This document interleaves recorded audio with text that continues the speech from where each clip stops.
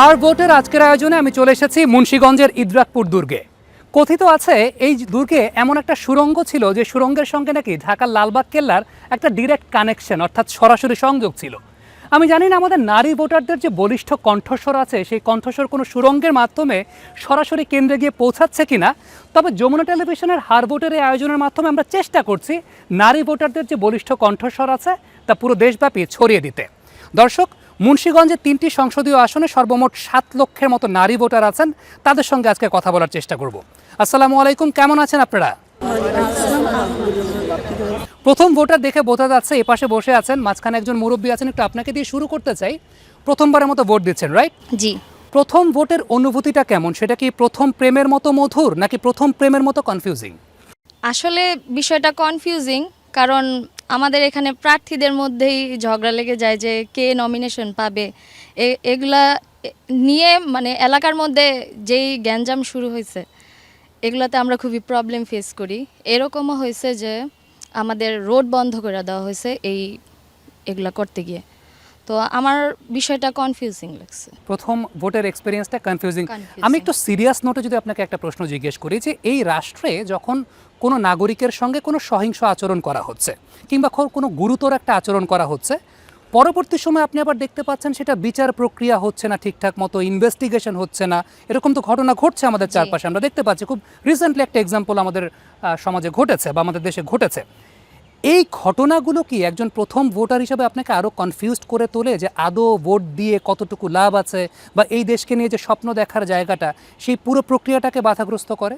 অবশ্যই আমরা ভাবছি যে 24-এর পর হয়তো আমরা কোনো চেঞ্জেস দেখতে পাবো, কিন্তু আমরা কোনো চেঞ্জেসের বদলে আমরা ফেস করতেছি যে খুন খারাপই বেশি হইতেছে। এই সকল কারণে কাকে রেখে কাকে ভোট দিব, এটা নিয়ে বেশি প্রবলেম ফেস হচ্ছে। আর কনফিউজিং জায়গাটা এখান থেকে শুরু। কনফিউজিং জায়গাটা এই জায়গাটা থেকে শুরু। একটু মাইক্রোফোনটা ওনার কাছে দিয়ে দেবেন।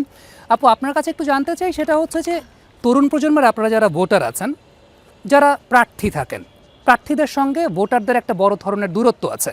এখন আপনি আসলে কোন মানদণ্ডে একজন প্রার্থীকে বিচার করবেন যে এই প্রার্থীটা আসলেই ভালো, বা এই প্রার্থী আসলেই আমার এলাকার জন্য উপযোগী কিনা?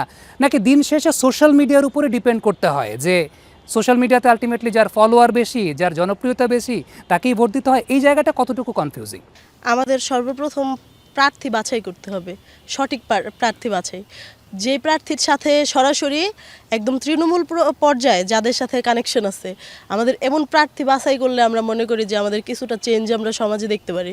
আগামী নির্বাচনের পর বাংলাদেশটাকে কেমন দেখতে চান? আমরা বিগত সময় যেরকম বাংলাদেশ দেখছি, আমরা ভবিষ্যতে একটু চেঞ্জ দেখতে যাই বাংলাদেশের মধ্যে। যেমন আমাদের মুন্সিগঞ্জ ঢাকার পার্শ্ববর্তী, কিন্তু আমাদের মুন্সিগঞ্জে যেই উন্নয়ন হওয়ার কথা ওইরকম কোনো উন্নয়ন কিন্তু নাই। আমাদের এখানে একটা বিশ্ববিদ্যালয় নেই, একটা হসপিটাল নেই, আমাদের ঢাকায় যেতে হয় পড়াশোনার জন্য। এখানে ছেলেরা ম্যাক্সিমাম ছেলে যেতে পারে, কিন্তু মেয়েদের ক্ষেত্রে কি হয়, ঢাকায় যাওয়ার জন্য অনেক মেয়ের পড়াশোনা অফ হয়ে যায়, বা যেই পড়াশোনাটা এখানে আমরা করি এটা আর কি ভালো একটা জায়গায় পৌঁছানোর মতো না। তো এই জন্য আমাদের এখানে একটা বিশ্ববিদ্যালয় বা একটা হসপিটাল যদি হয়, আর আরেকটা জিনিস হলো, যদি আমাদের মুন্সিগঞ্জের এই সাইডে একটা ইপিজিট করা হয়, ওই ইপিজিটের মাধ্যমে আমাদের দেশে যত বেকারত্ব আছে, বেকার ছেলে মেয়ে যত আছে, আমরা মনে করি আমাদের একটা কর্মসংস্থানের সুযোগ হবে। আর আমাদের মুন্সিগঞ্জে মাদকাসক্তর যে বিষয়টা, এটা একটু বেশি। এই বিষয় যদি আইনিভাবে কোনো এই পদক্ষেপ নেওয়া হয়, তাহলে তরুণ প্রজন্ম আগামীতে আরও ভালো কিছু করতে পারবে। কিন্তু এইভাবে চলতে থাকলে আমাদের তরুণ প্রজন্ম সামনে মনে হয় না তরুণ প্রজন্মের কাছ থেকে আমরা ভালো কিছু পাবো। আপনি শিক্ষার প্রসারের কথা বলেছেন, অর্থনৈতিক প্রবৃদ্ধির কথা বলেছেন, মাদকমুক্ত বাংলাদেশের কথা বলেছেন। একটু মুরব্বী, আপনার কাছে আমি আসতে চাই, বা আপনার তো অনেক অভিজ্ঞতা, আপনি অনেকগুলো ইলেকশন দেখেছেন। অভিজ্ঞতাটা কি আশান্বিত করে নাকি শঙ্কা তৈরি করে নির্বাচন নিয়ে? আমরা যে দীর্ঘদিন যে বাংলাদেশের যে রাজনৈতিক প্রেক্ষাপট, নির্বাচনের যে প্রেক্ষাপট, এবং বর্তমান মানে সামনে যে নির্বাচন হবে সেই নির্বাচনের প্রেক্ষাপটে আসলে আমাকে আশান্বিত করে না। এই কারণে আমরা যদি 71-কে দেখি, আমরা যদি 24-এর আন্দোলনকে দেখি, এদেশের শ্রমজীবী মানুষ, এদেশের ছাত্র জনতার মাধ্যমেই কিন্তু আসলে এই আন্দোলনগুলি আমাদের দেশে হয়েছে। কিন্তু পরবর্তীতে নির্বাচন করে যারা ক্ষমতায় গেছেন, আসলে কেউই দেশের জন্য কিছু করে নাই। সবাই তার নিজের আখের গুছানোর জন্য, নিজের দলকে গুছানোর জন্যই তারা ব্যস্ত ছিল, যার ফলে আগামী প্রজন্মেও আসলে ভালো কিছু দেখবে বলে আমার মনে হয় না বাংলাদেশে। আগামী নির্বাচনে আপনার প্রত্যাশার কথাটা জানতে চাই, আপনি কি প্রত্যাশা করছেন? আমি আসলে আগামী নির্বাচনে তো আমি প্রথমেই বললাম যে আমি হতাশা গ্রস্ত একজন মানুষ মানে আগামী নির্বাচন নিয়ে। কারণ একটু আগে আমার পূর্ববর্তী বক্তারা বলল যে এই নির্বাচনটাকে ঘিরে নিজেদের মধ্যেই মারামারি দলাদলি অবস্থা চলতেছে। আমি শুধু মুন্সিগঞ্জ না, সারা বাংলাদেশেই আসলে এই সমস্যাটা হচ্ছে। তো এরপরে নির্বাচনটা আসলে কতটুকু কি হবে আমি জানি না।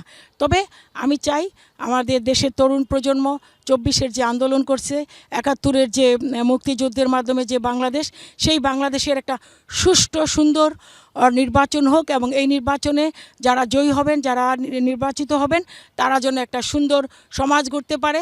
মাদক থাকবে না যেখানে, সেখানে শিক্ষার আলো থাকবে। রাস্তাঘাটের আমাদের মুন্সিগঞ্জ যদি বলি, আমাদের রাস্তাঘাটের অবস্থা খুব খারাপ, আমাদের নদীর অবস্থা খুব খারাপ, আমাদের একটা বিশ্ববিদ্যালয় মানে কলেজ নাই, শিক্ষা প্রতিষ্ঠানগুলির অবস্থা ভালো নাই। আমরা এগুলি যারাই নির্বাচিত হন এই বিষয়গুলিতে বিশেষভাবে নজর দিবেন, আমি এই প্রত্যাশা করি। আপনি শিক্ষা প্রতিষ্ঠানের কথা বলছেন, অবশ্যই আপনি শিক্ষা প্রতিষ্ঠানে পড়াশোনা করছেন, একটু মাইক্রোফোনটা ওনার কাছে দিয়ে দেবেন। আপনি পড়াশোনা করছেন অবশ্যই একটা সুন্দর ভবিষ্যতের জন্য, আপনারা সবাই পড়াশোনা করছেন একটা সুন্দর ভবিষ্যতের জন্য। আপনি কি আপনার ভবিষ্যৎটা মুন্সিগঞ্জে দেখতে পান নাকি আপনার পাসপোর্টে দেখতে পান? অবশ্যই আমার পাসপোর্টে। কেন? কারণ হচ্ছে আমাদের মুন্সিগঞ্জের প্রেক্ষাপটে যদি বলি, আমাদের এখানে ভালো একটা বিশ্ববিদ্যালয় নেই। তো এখানে আমাদের ভালো উচ্চশিক্ষার জন্য ঢাকা যেতে হচ্ছে, মুন্সিগঞ্জের বাইরে যেতে হচ্ছে। আর হচ্ছে দেশের প্রেক্ষাপটে যদি আমরা বলি, দেশে হচ্ছে পড়াশোনা শেষ করার পর আমরা ভালো চাকরি পাচ্ছি না, চাকরির জন্য ছোটাছুটি করতে হচ্ছে। এই জন্য আমাদের হচ্ছে পাসপোর্টের দিকে মানে ফোকাস করতে হচ্ছে, কারণ হচ্ছে বাইরে গেলে একটা ভালো ফিউচার করতে পারবো। মুন্সিগঞ্জের একজন নাগরিক হিসাবে, একজন সুনাগরিক হিসাবে আগামী নির্বাচনের প্রেক্ষাপটে আপনার প্রত্যাশার জায়গাটা কি, যাতে আপনার পাসপোর্টে ভবিষ্যৎ খুঁজতে না হয়, আপনি মুন্সিগঞ্জে ভবিষ্যৎ খুঁজতে পারেন? তো যেহেতু আমি একজন নতুন ভোটার, তো নতুন ভোটার হিসেবে আমার প্রত্যাশা আমরা মানে সুষ্ঠু সুন্দর পরিবেশে ভোট কেন্দ্রে গিয়ে আমাদের পছন্দের জনপ্রতিনিধিকে ভোট দিতে পারবো। মানে আমাদের এই আশাটা থাকবে যে আমরা মানে ভোট দেওয়ার অধিকারটা যেন আমাদের থাকে, ভোট কেন্দ্রে গিয়ে মানে জনগণই যেন তাদের ভোটের মাধ্যমে প্রতিনিধি নির্বাচন করতে পারে। ওকে, আপনার এই পয়েন্টটা থেকে আপনার কাছে আমি আবার ফিরবো। একজন শিক্ষকের কাছে আসতে চাই, অনেকগুলো প্রশ্ন আমার কাছে আছে, কারণ শিক্ষার্থীরা অনেক কথা বলছেন যে তাদের ভবিষ্যৎটা তারা মুন্সিগঞ্জে দেখতে পান না, তারা তাদের পাসপোর্টে দেখতে পান। এটা কি আমাদের সামগ্রিক একটা ব্যর্থতার জায়গা কিনা ম্যাম, যে এই মুন্সিগঞ্জ অঞ্চলে কোনো বিশ্ববিদ্যালয় নাই? এখনও বাংলাদেশে 2025 সালে এসে এই কথা শুনতে হচ্ছে যে মেয়েরা উচ্চশিক্ষার জন্য হয়তোবা পরিবার থেকে একটা বাধাগ্রস্ততা তারা পাচ্ছেন, ঢাকা যেতে পারছেন না, দিন শেষে হয়তোবা কোয়ালিটি এডুকেশন তারা পাচ্ছেন না। এটা আমাদের একটা সামগ্রিক ব্যর্থতা কিনা? আসলে অনেকগুলো প্রশ্ন উঠে এসেছে, যার কিছুটা সত্যতা আছে, এবং যে ব্যর্থতাটা আসলে কাজ করছে সেটা হচ্ছে আমাদের মুন্সিগঞ্জে মেয়েদের বৃত্তিমূলক শিক্ষার যে ব্যবস্থাটা। শিক্ষা আসলে যেখান থেকে আমরা গ্রহণ করি না কেন, আমি মনে করি না যে পাসপোর্টেই আসলে ভবিষ্যৎ। আমি একটি একটি করে যদি উত্তর দেই, পাসপোর্টে আমাদের ভবিষ্যৎ। এখন আমরা যেখান থেকে শিক্ষা গ্রহণ করি না কেন, প্রাতিষ্ঠানিক শিক্ষার পাশাপাশি আমাদের মুন্সিগঞ্জে যেই জিনিসটার সবচেয়ে বড় অভাব, সেটা হচ্ছে নিজেদেরকে বৃত্তিমূলক প্রশিক্ষণ বা পেশাগত দক্ষতার যে বিষয়টা, সেখানে একটা অভাব আছে। সেই ক্ষেত্রে এই চ্যালেঞ্জগুলো দূর করার ক্ষেত্রে এখানে প্রাতিষ্ঠানিকভাবে প্রশিক্ষণ কেন্দ্র স্থাপন, আইসিটি বা স্কিল ডেভেলপমেন্টের যে বিষয়গুলো আছে, সেই বিষয়গুলির প্রতি নজর দেওয়া খুব জরুরি। মাধ্যমিক শেষ করার আগে আমাদের নারীরা অনেকে ঝরে পড়ে, তার কারণ পারিবারিকভাবে চাপ থাকে, বাল্যবিবাহ যেটা একটা বড় অভিশাপ এই এলাকার। দেখা যায় এই জন্য অনেক মেয়েরা আসলে পড়াশোনা শেষ করতে পারে না। সেই ক্ষেত্রে বিভিন্ন রকম আসলে এইখানেও কিছুটা আমাদের যে শিক্ষিত একটা জনসমাজ বা প্রশিক্ষিত নারী যে সেখানে আমাদের একটা গ্যাপ থেকে যাচ্ছে। আগামী নির্বাচনে আপনি সেই জায়গা থেকে উত্তরণের উপায় খুঁজছেন কিংবা প্রত্যাশা করছেন। আপনার কাছে আমি ফিরবো, একটু ওনার কাছে মাইক্রোফোনটা চলে যাবে। ম্যাম তো একজন শিক্ষিকা, এপাশে অনেক শিক্ষার্থী ছিল, আপনিও শিক্ষার্থী। শিক্ষা মানুষকে প্রশ্ন করতে শেখায়। বাংলাদেশের রাজনীতি কি প্রশ্ন করার সমর্থন করে? আপনার কাছে কি মনে হয়? আসলে করার ইচ্ছে থাকে, তবে করার সুযোগটা হয়ে ওঠে না। কারণ বিভিন্ন যে আমাদের যে প্রতিকূলতা রয়েছে, সেটার আমরা সমাধান আসলে খুঁজে পাই না কোনো। কেন পাই না? কারণ আমরা আসলে বর্তমানে যেখানে আছি, যে অবস্থাতে দাঁড়িয়ে আছি নির্বাচন কেন্দ্রিক যেহেতু, সেখানে আমরা ঘর থেকে বের হওয়াটাই আসলে সেফ অনুভব করি না। কারণ আমরা বিভিন্ন ধরনের যে প্রতিকূলতাগুলো রয়েছে সেগুলো কাটিয়ে ওঠা তো দূরের কথা, আমরা আমাদের যে নিজেদের বিষয়গুলো রয়েছে, একটা নর্মাল যে সমস্যা রয়েছে সেটারই কোনো সমাধান আমরা এখানে খুঁজে পাই না। পলিসি মেকার যারা আছেন তারা কি জনগণকে শক্তিশালী করতে চান নাকি নিয়ন্ত্রণ করতে চান? আপনার কাছে কি মনে হয়? আমার কাছে তো মনে হয় যে তারা বলে একটা আর করে একটা। হয়তো তারা বলছে যে তারা করতে চায়, বাট আসলে তারা নিয়ন্ত্রণ করছে এবং নিয়ন্ত্রণ করার চেষ্টায় রয়েছে। নিয়ন্ত্রণ করছে এবং নিয়ন্ত্রণ করার চেষ্টায় রয়েছে। আপা, একটু আপনার কাছে আসতে চাইব, অনেক সময় দেখা যায় যে যারা পলিটিশিয়ানস থাকেন বা নীতি নির্ধারণী পর্যায়ে থাকেন তাদের সঙ্গে একটা কমিউনিকেশন গ্যাপ থাকে যারা সাধারণ জনগণ আছেন। জনগণের কাছ থেকে এক ধরনের একটা অভিযোগ পাওয়া যায় যে আমরা বলছি কিন্তু আমাদের কথা শোনা হচ্ছে না। আপনার কাছে কি কখনো মনে হয় যে রাজনীতিতে এই সাইলেন্সটাই এক ধরনের পারফরমেন্স? হ্যাঁ, আসলে দেখা গেছে যে যেহেতু এখন একটা নির্বাচনের সময়, তো সবাই হচ্ছে নির্বাচনের আগে যে প্রার্থীরা আছে যারা নির্বাচন করে, তো তারা হচ্ছে নির্বাচনের আগে দেখান এক রূপ এবং পরে দেখান আরেক রূপ। তারা নির্বাচনের আগে অনেক আশ্বাস দেন যে এটা করবে, জনগণের জন্য এই কাজ করবে, সেই কাজ করবে। তো জনগণের এক কথায় বলতে গেলে যে জনগণের দরজার সামনে গিয়ে তারা দাঁড়ান, কিন্তু তারা যখন নির্বাচিত হয়ে যান তখন দেখে গেছে জনগণের কোনো প্রয়োজনে যদি তাদের দরজায় গিয়ে কলিং বেল করতে করতে হয়তো বা সেটা নষ্ট হয়ে যাবে, কিন্তু তারা তাদের দরজা খুলবে না। তো সেই জায়গা থেকে আসলে আমি বলবো যে আমরা খুবই হতাশাগ্রস্ত, যেহেতু আমরা জনগণ, তাদের কাছে আমরা আশা থাকে বিভিন্ন রকমের, কিন্তু সেটা আসলে আমাদের পূরণ হয় না। আপা, আপনাকে একটা খুব জেনারেল কোয়েশ্চেন করতে চাই। এদেশের ম্যাক্সিমাম নারী যারা আছেন, যাদের বাসায় স্বামী আছে, অনেকে এই অভিযোগটা করেন যে স্বামীরা যেরকম কমিটমেন্ট দিয়ে ভুলে যায়, যারা পলিটিশিয়ানস আছেন, যারা প্রার্থী আছেন, তারাও কমিটমেন্ট দিয়ে ভুলে যায়। তো আপনি আসলে কোন উপায়ে স্বামীকে এরকম অনুগত রাখেন বা টাইট রাখেন যাতে নেতাদেরকেও এরকম অনুগত রাখা যায়? আপনি কি উপায়টা একটু শেয়ার করবেন? আসলে প্রশ্নটা অনেক গুরুত্বপূর্ণ। এখানে বলা হয়েছে যে সংসার, এখন সংসার মানে তো নট মানে শুধু হাজব্যান্ড না, হাজব্যান্ড ওয়াইফ দুজন। জি। তো এখন আমি যদি মানে সংসারের করি, সে তো মানে আমার সংসারের জন্য কাজ করে, তো আমারও তো তার সেই পরিমাণ তাকে সেটার মানে সংসারে আমার নিজেরও এফোর্ট দিতে হবে। জি। এখন আমি যদি এফোর্ট দিই, সেও যদি এফোর্ট দেয়, তাহলে তো এটা সুন্দরভাবে চলবে। এখন রাজনীতির বিষয়টাও সেম, কারণ আসলে কি আমরা যারা আছি এই যে লাস্ট যে আন্দোলনের পর থেকে দীর্ঘ 1.5 বছর সময়ে, তো এখন তো আমরা কাউকে নির্বাচিত কোনো সরকার আনি নাই, যাকে আনছি তিনি তো আমাদেরই, অবশ্যই আমাদের নিজেদেরই সরকার আমরা বলি। তো এখানেও তো আমরা ওরকম খুশি হতে পারিনি, কেউই কিন্তু সবার জায়গা থেকে কেউই খুশি না আসলে। এখন এই জন্য আমাদেরও অনেক কাজ আছে, এটা একজন নাগরিক হিসেবে বলি, মানবিক স্বেচ্ছাসেবীমূলক বা যেটাই হোক, মানে আমাদেরও তাদেরকে হেল্প করতে হবে। আর বর্তমান প্রেক্ষাপট রাজনীতির বিষয়ে বলতে গেলে মানে তারা তো মানুষের সেবার জন্যই কাজ করতে চায়। আসলে আমার নিজেরই জানা নাই যে কতটুকু তারা মানুষের সেবা করে, কারণ আমি এখন পর্যন্ত ভোট দিইনি। তো লাস্ট সময়তে ভোটের অনেক সুযোগ ছিল, বাট ওরকম আমার পছন্দ মতো মনে হয়নি যে না দিব, তো এই জন্য আর দেওয়া হয়নি।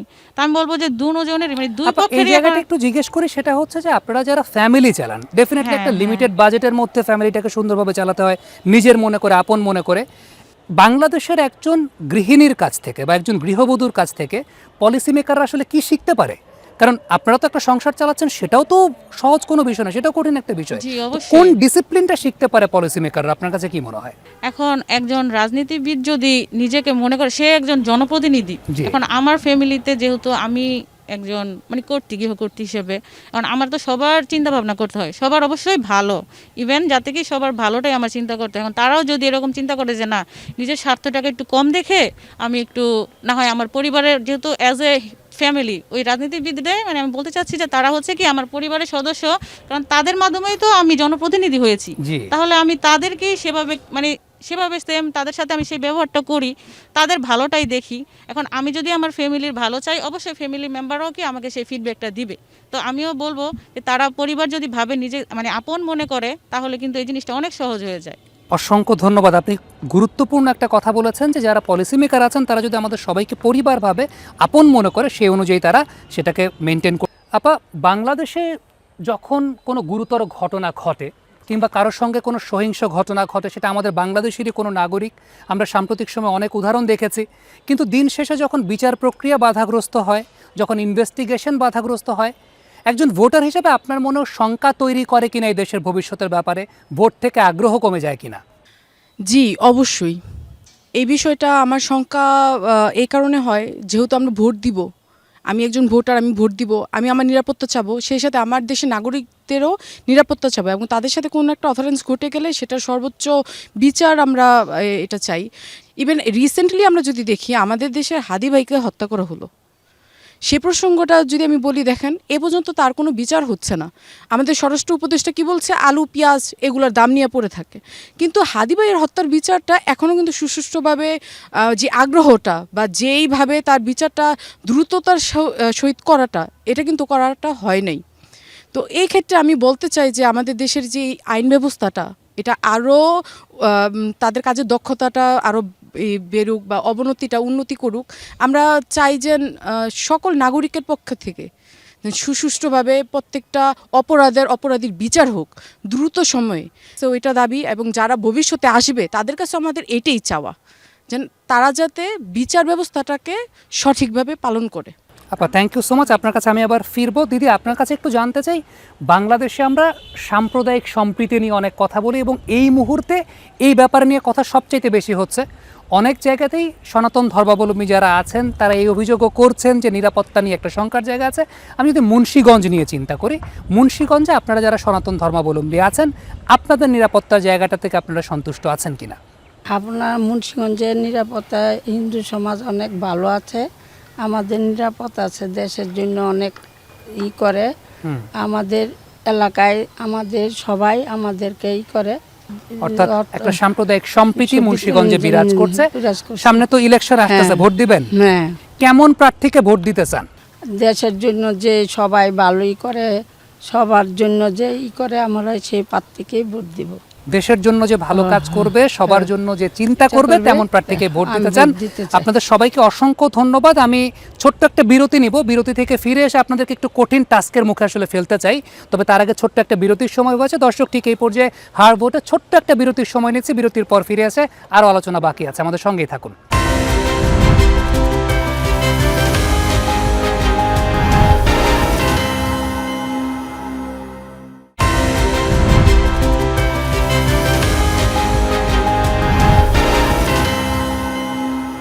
হার ভোটের আজকের আয়োজনে আমরা আছি মুন্সিগঞ্জে, কথা বলছি মুন্সিগঞ্জের বিভিন্ন শ্রেণী পেশার নারীদের সঙ্গে। দর্শক, আরেকটু মনে করিয়ে দিই, এখানে 3টা সংসদীয় আসনে সর্বমোট 7 লক্ষের মতো নারী ভোটার আছেন। আমাদের এবারের আয়োজনটা একটু ট্রিকি বলতে, একটা সময় আমরা শুনতাম যে একটা জটলা দেখলে পরে স্বস্তি পাওয়া যায়, এখন অনেকে বলেন জটলা দেখলে পরে ভয় লাগে, মবের ভয় লাগে।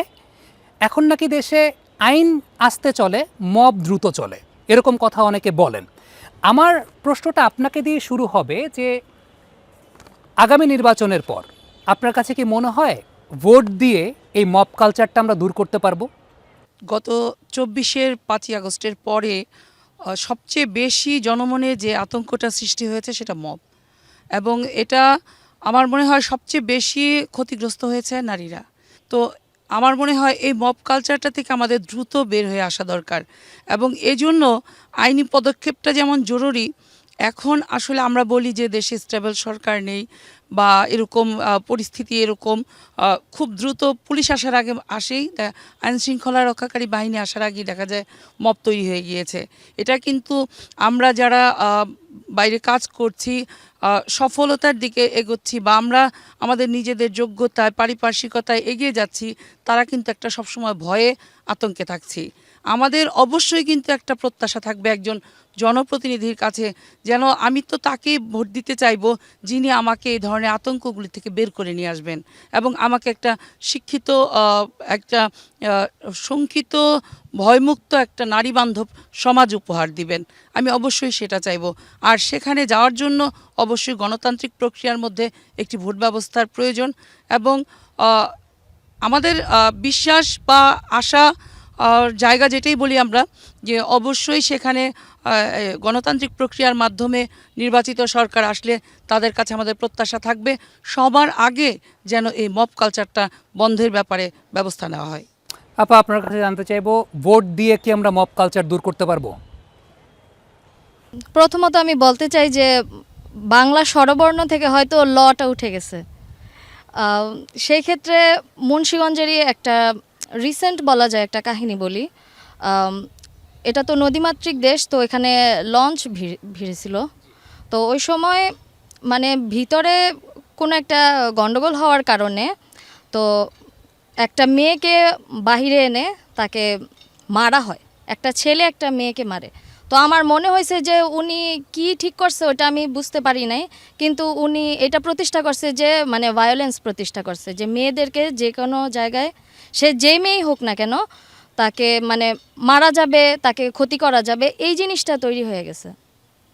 তো এটাও আমার মনে হয় যে এটা একটা মবের আন্ডারে পড়ে, যে মেয়েদের নিয়ে ভায়োলেন্স তৈরি হয়ে গেছে। ইভেন সোশ্যাল মিডিয়া তো আর মেয়েদের তো সোশ্যাল মিডিয়াতে তো অপমান মানে অপমানসূচক কথাবার্তা বলে, সে যেই প্রফেশনেরই হোক না কেন। সে নন হিজাবি হোক তাকেও কথা শুনতে হইতাছে, হিজাবি বোরকা পরা পুরো পর্দায় আছে তাকেও কথা শুনতে হইতাছে। গণতান্ত্রিক সরকার আসলে সেই জায়গাটা পরিবর্তন হবে কিনা? গণতান্ত্রিক সরকার আসলে পরিবর্তন হবে কিনা এটাই আমরা আশাবাদী, যে হয়তো যদি সরকার গঠন হয় তাহলে লটা একটু শক্ত হবে। আপা, ভোট দিয়ে আমরা মব কালচার দূর করতে পারবো কিনা, প্রত্যাশা কি? আমার মনে হয় আমরা পারবো, কারণ আমরা গত 17 বছরে কেউ কিন্তু ভোট দিতে পারিনি। তো 17 বছরে যদি ভোট দিতেই না পারি, একপাক্ষিক একটা এই সরকার চলে গেছে দেশের মধ্যে। তো 17 বছর ওনাদের যা ইচ্ছা ওনারা সেইভাবে চলছে। কিন্তু এখন আমরা গণতান্ত্রিকভাবে যদি ভোট হয়, জনগণ যদি একজনকে সমর্থন করে ভোট দিতে পারে, জনগণ যদি প্রার্থী সিলেক্ট করে, ওই ক্ষেত্রে আমরা মনে করি যে জনগণ ভুল মানুষকে সিলেক্ট করবে না। আমাদের দেশে আইন ব্যবস্থার পরিবর্তন হওয়া দরকার। আমাদের একটা মামলা হইলে 10 বছর 15 বছরও পার হয়ে যায় অনেক মানুষের, কিন্তু এই মামলার প্রথাটা শর্ট টাইম করা উচিত, যাতে অল্প সময়ের মধ্যে মানুষ তার ন্যায় বিচারটা পায়। বিচার ব্যবস্থার পরিবর্তন করা উচিত।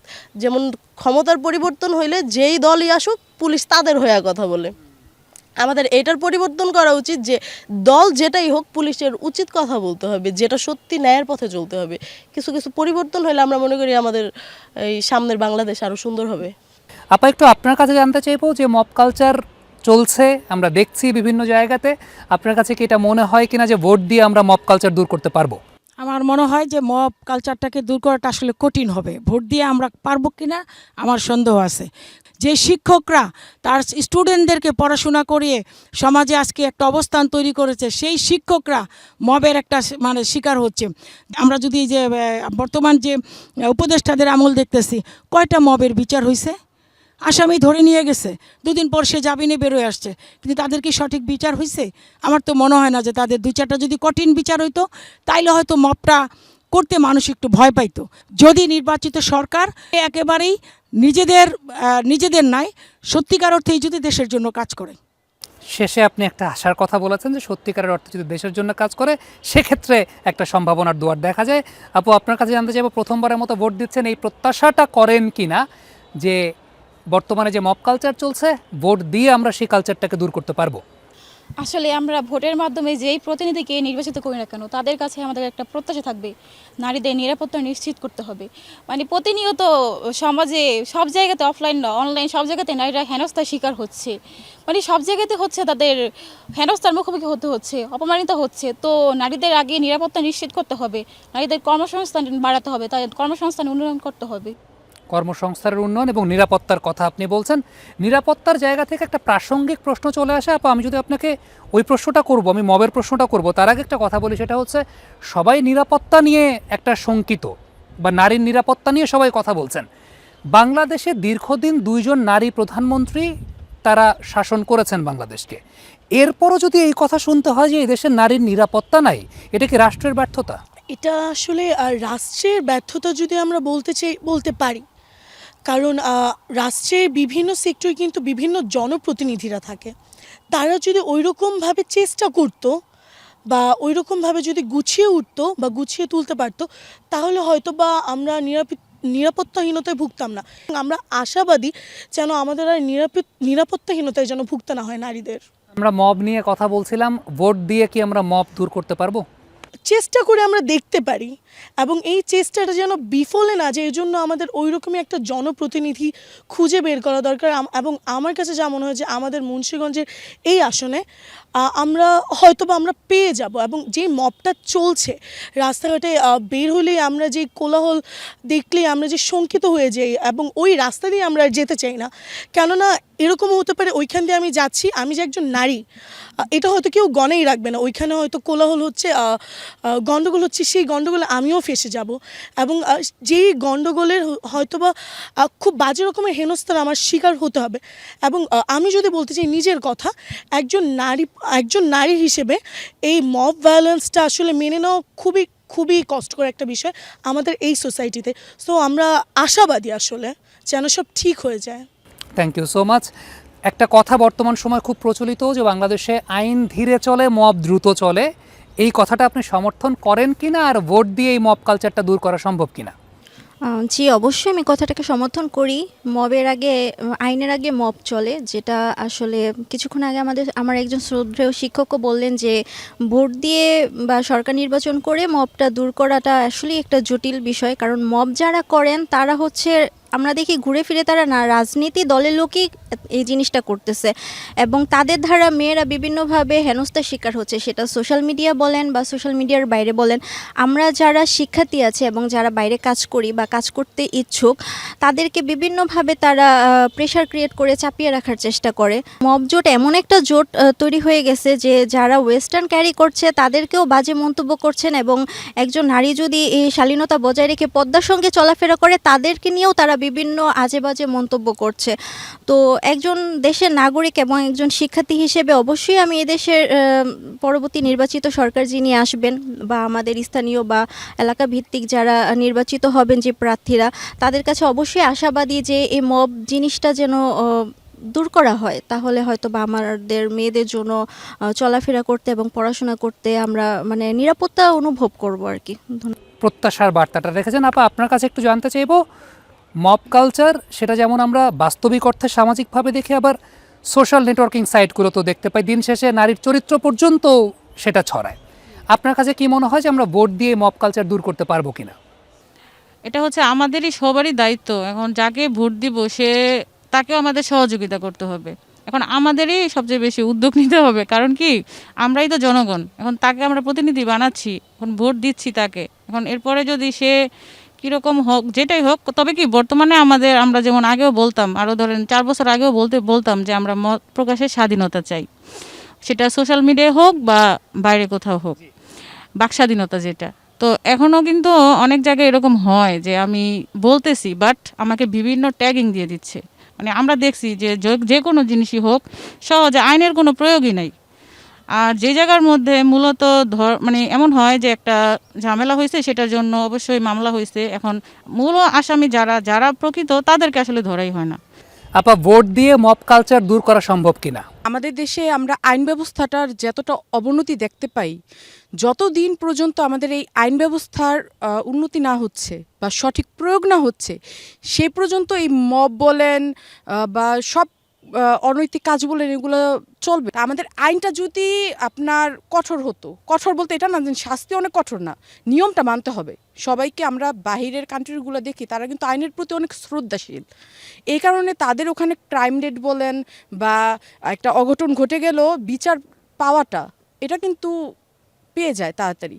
এই যে মব, এটা ভোট দিলেই যে মবটা শেষ হয়ে যাবে এরকম না। যে পর্যন্ত সুষ্ঠু আইন প্রতিষ্ঠা না হবে, আইন প্রয়োগ না হবে, নাগরিকরা আইন মেনে না চলবে, ওই পর্যন্ত আপনি এইগুলা থেকে বিরতি থাকতে পারবো না। তারপরে একটা আশাবাদী আমরা যে এখন মানুষ অনেক পরিবর্তনশীল, আমাদের আগের ধারণা থেকে আমরা বের হয়ে আসছি, এবং যাদের আমরা ভোটের মাধ্যমে আনবো তারা নিশ্চয়ই এই বিষয়গুলোকে অনেক ফলো করবে, দেখবে। আমরা আশাবাদী। আশার গল্পটা, প্রত্যাশার গল্পটা আপনি সেই জায়গাটায় ব্যক্ত করেছেন। দিদি, আপনার কাছে একটু জানতে চাইবো, এই যে মব কালচার যেটা বলা হয়, মানুষ একসঙ্গে জটলা হয়ে হয়তো বা একটা মব তৈরি করছে, আপনার কাছে কি এটা মনে হয় কি না যে সামনে যখন আমরা ভোট দিব, গণতান্ত্রিক সরকার আসবে, এই জায়গাটায় আমরা একটা সুরাহা পাবো, একটা বন্দোবস্ত পাবো? আমি বলতে পারি ভোটের পরে সবাই যাতে এক হয়, সবাই যাতে আমরা মিলেমিশে থাকি, সবার দেশে অনেক ঝামেলা জুমেলা হইতেছে, সবাই যাতে ভালো থাকি, এই ভোট দিয়ে যাতে দেশে শান্তি আসে, এই আমি প্রত্যাশা ভোট করি। দিয়ে যাতে হ্যাঁ। দেশে শান্তি আসে, সেই শান্তির বার্তাটা আপনি দিতে চাচ্ছেন। আপনাদের সবাইকে অনেক ধন্যবাদ। খুব গুরুত্বপূর্ণ বিষয় নিয়ে আমরা কথা বলেছি এবং এটাই আসলে শেষ কথা, যে দেশে যাতে শান্তি আসে সেই শান্তির বার্তাটা আমরা প্রতিষ্ঠা করতে চাই, পুরো বাংলাদেশে প্রতিষ্ঠা করতে চাই। এবং যেটা ব্যক্ত করছিলেন সবাই, যে শুধুমাত্র ভোট দিলেই যে মব কালচার দূর হয়ে যাবে, ব্যাপারটা সেরকম না। আইনের সুশাসন নিশ্চিত করাটা খুব গুরুত্বপূর্ণ একটা বিষয়। কেমন হতো আমার পেছনে যারা আছেন তারা প্রত্যেকে যদি আইন প্রণয়ন করা বা আইন প্রয়োগ করার মানুষ হতেন, যদি তাদের এই চেয়ারগুলো ক্ষমতার চেয়ার হতো, তারা কি করতেন সে ব্যাপার নিয়ে কথা বলতে চাই। তবে তার আগে ছোট্ট আরও একটা বিরতির সময় হয়েছে।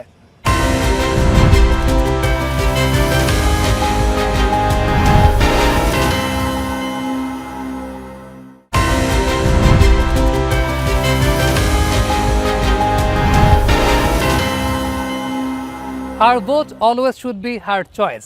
কেমন হতো আমাদের যারা প্রার্থী আছেন, আমি প্রার্থী কথাটা এই কারণে বলছি কারণ তাদের প্রত্যেককে আমি একটা ক্ষমতার চেয়ার বা ক্ষমতার আসন দিতে চাই। জানতে চাই যে যদি তারা ক্ষমতা পেতেন তাহলে তারা কি করতেন এই অঞ্চলের মানুষের জন্য। আপনাকে দিয়ে শুরু করতে চাই। সাপোজ আপনাকে একটা ক্ষমতার চেয়ার দিয়ে দেওয়া হয়েছে, আপনি যে চেয়ারটাতে বসেছেন সেটা একটা ক্ষমতার চেয়ার, দেন আপনি এই অঞ্চলের মানুষের জন্য কি করতে চাইতেন?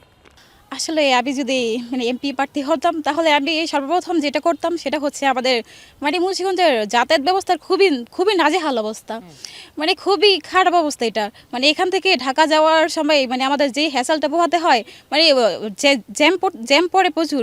এখান থেকে নারায়ণগঞ্জ পার হতে হয়, ওই নারায়ণগঞ্জ মুন্সিগঞ্জ রাস্তায় মানে প্রচুর জ্যাম পড়ে, এখানে 2-3 ঘন্টা পার হয়ে যায়। আমরা যেই কাজের জন্য যাচ্ছি সেই কাজ মানে শেষ হয়ে যাচ্ছে, আমাদের মানে ঢাকা পৌঁছাতে পারছি না।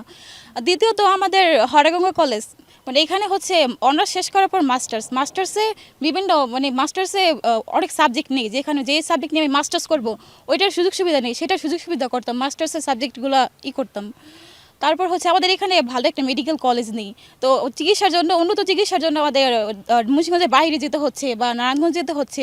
তো এখানে যদি উন্নত চিকিৎসার ব্যবস্থা করা হতো তাহলে মানুষকে আর মানে আমাদেরকে মুন্সিগঞ্জের বাইরে যেতে হতো না, এখানে আমরা সুচিকিৎসা নিতে পারতাম।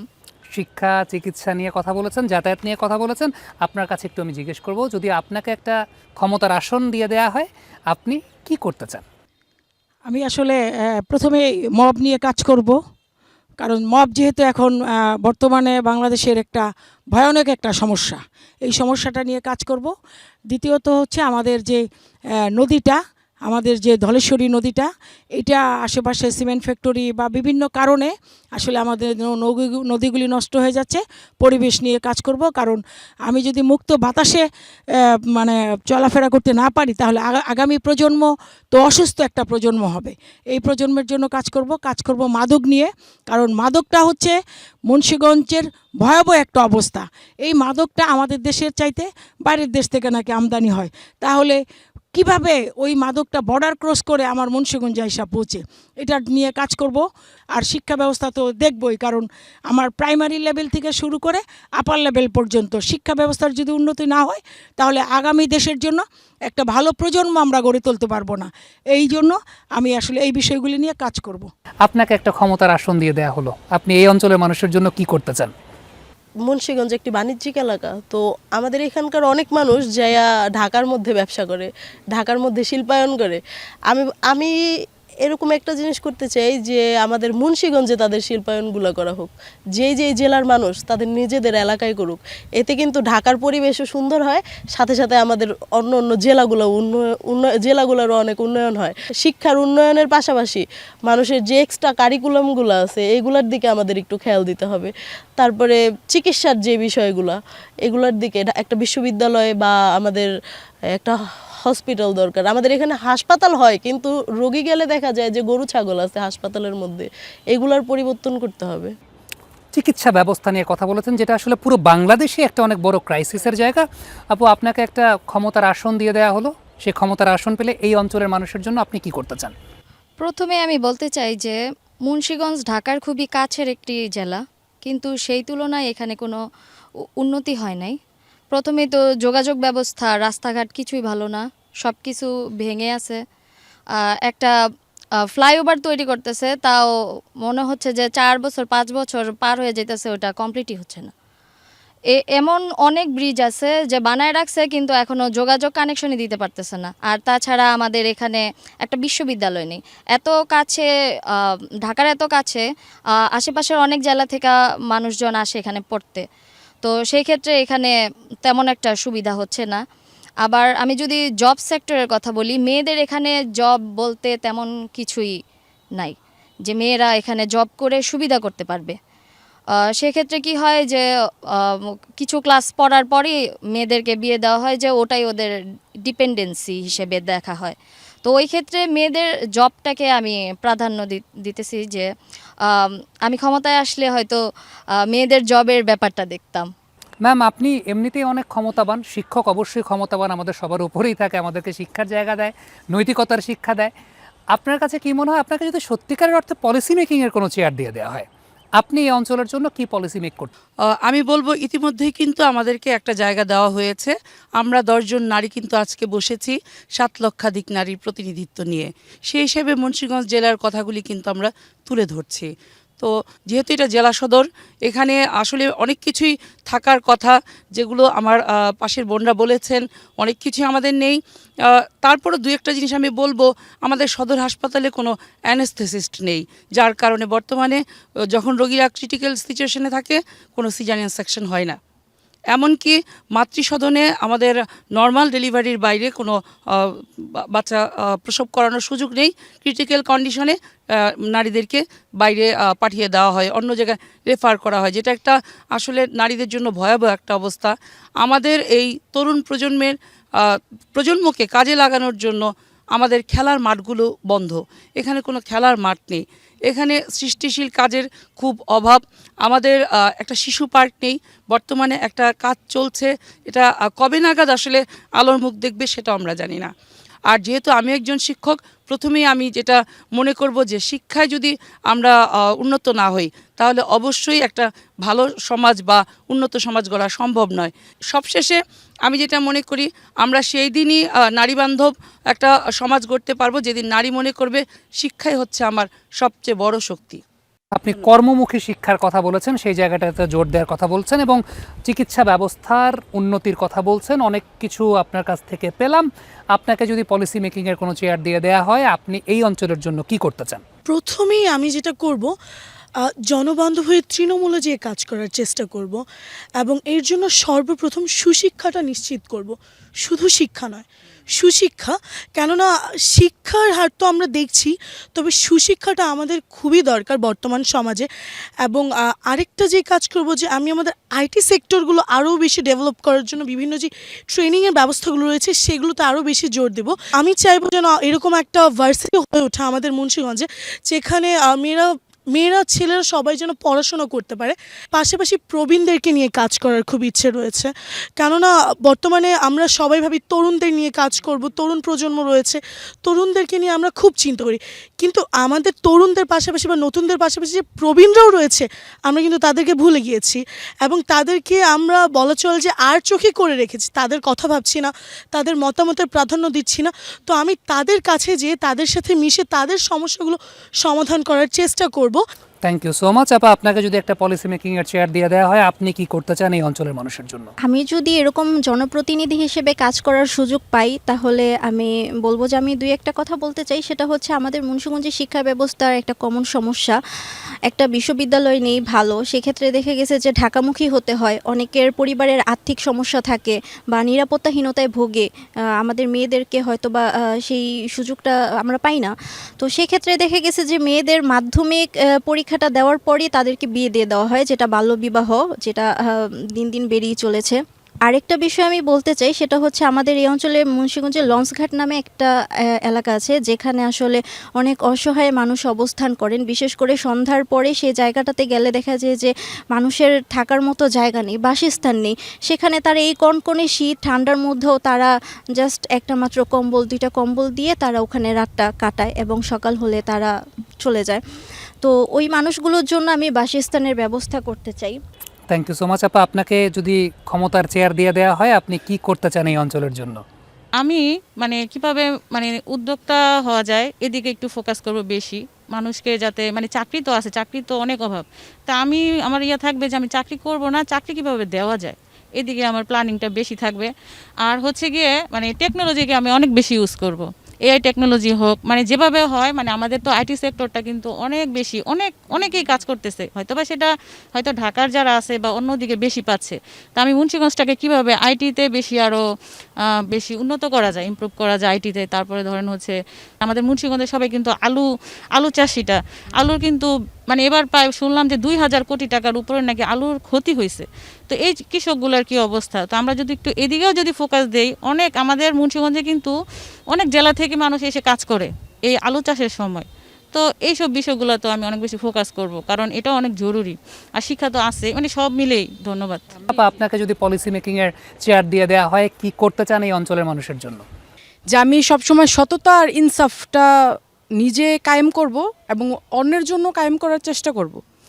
যে সময় আপনার নিজের ব্যক্তিত্বের মধ্যে সততা আর ইনসাফটা এসে পড়বে, আপনি চাবেন যে সব জায়গায় এটা ইনসাফটা প্রতিষ্ঠিত হলে অটোমেটিকলি অনেক কাজই হয়ে যাবে। তাছাড়া আপনার আরেকটা গুরুত্বপূর্ণ বিষয় যেটা হলো আপনাদের বালু উত্তোলন। এই বালু উত্তোলনটা নিয়ে আমি এটা বলতে চাচ্ছি যে মুন্সিগঞ্জটা এই সদরটুক না, আমাদের 6টা উপজেলা আছে, ওই সব উপজেলায় এই বালু উত্তোলনের জন্য পাড় ভেঙে যাচ্ছে, অনেক মানুষের ক্ষয়ক্ষতি হচ্ছে, তাদের বাসস্থান চলে যাচ্ছে। এই মানুষগুলো কোথায় যাবে? আমাদের ওইগুলা দেখতে হবে। এই যে এটা একটা ক্রাইম আমি যেটা মনে করি। তো আমাকে যদি আমার এই জেলার একটা প্রতিনিধি বানানো হয়, তো আমাকে তৃণমূলের যেই সমস্যাগুলা, বালু উত্তোলনের একটা সমস্যা, এটা দেখতে হবে মুন্সিগঞ্জে, যেটা মেন। আমার কাছে মনে হয় পলিসি মেকার যেই আসবেন না কেন আপনাদের সবার সঙ্গে বসিয়ে দেওয়া দরকার, কারণ তাদের কাজটা অনেকাংশে সহজ হয়ে যাবে। একটু আপনার কাছে জিজ্ঞেস করি, আপনাকে যদি কালকে এই এলাকার এমপি বানায় দেওয়া হয়, আপনি কি করতে চান? আমি চাবো যাতে দেশের সবার জন্য একটা সুব্যবস্থা করতে পারি, সবারে নিয়ে থাকতে পারি। ছেলে মেয়েদের লেখাপড়ার জন্য সব আপুরা বলছে, তাই আমি যাতে একটু ভালো করে করতে পারি, এই সুব্যবস্থা করতে পারি, এইটাই আমি চাই। আপনি যদি এমপি হন, আমার আপনার অ্যাসিস্ট্যান্ট বানাইবেন? আমি সব বলে দিব, বানাবেন? বানাবো। আচ্ছা, তাহলে আমার একটা চাকরি কনফার্ম হয়ে গেছে। আপনাদের সবাইকে অসংখ্য ধন্যবাদ, কারণ আপনারা প্রত্যেকেই এই অঞ্চলের সমস্যা নিয়ে, সম্ভাবনা নিয়ে, এই অঞ্চলের ক্রাইসিসগুলো নিয়ে অনেক চিন্তা করেন। আমার মনে হয় যে প্রায় 7 লক্ষ নারী ভোটার আছেন, তাদের সবার প্রতিনিধি হয়ে আজকে আপনারা পুরো দেশের মানুষের কাছে উপস্থাপন করতে পেরেছেন। অসংখ্য ধন্যবাদ, ভালো থাকবেন আপনারা। Thank you. দর্শক, মুন্সিগঞ্জের নারী ভোটার যারা আছেন, তাদের যারা প্রতিনিধি আছেন, তারা অনেকগুলো ক্রাইসিস নিয়ে কথা বলেছেন। কেউ কথা বলেছেন শিক্ষা ব্যবস্থার উন্নতি নিয়ে, কেউ কথা বলেছেন যোগাযোগ ব্যবস্থার উন্নতি নিয়ে। স্বাস্থ্য ব্যবস্থায় এই অঞ্চলে কোনো আইসিইউ নেই, অ্যানেস্থেশিয়া দেওয়ার মতো মানুষ নেই, অনেক সমস্যার কথা বলেছেন। কিন্তু সব কিছু শেষে তারা প্রত্যেকে প্রত্যাশা করছেন আসন্ন জাতীয় সংসদ নির্বাচনের পর এই প্রত্যেকটা সমস্যার উত্তরণের। তারা চান মুন্সিগঞ্জকে একটা রোল মডেল হিসেবে উপস্থাপন করার জন্য পুরো বাংলাদেশের সামনে। দর্শক, আজ মুন্সিগঞ্জ থেকে বিদায় নিচ্ছি। আগামী পর্বে আপনাদের সঙ্গে দেখা হয়ে যাবে নতুন কোনো জেলায়, নতুন কোনো মানুষের সঙ্গে। সেই পর্যন্ত সবাই ভালো থাকবেন, সুস্থ থাকবেন এবং সর্বোপরি নিরাপদে থাকবেন।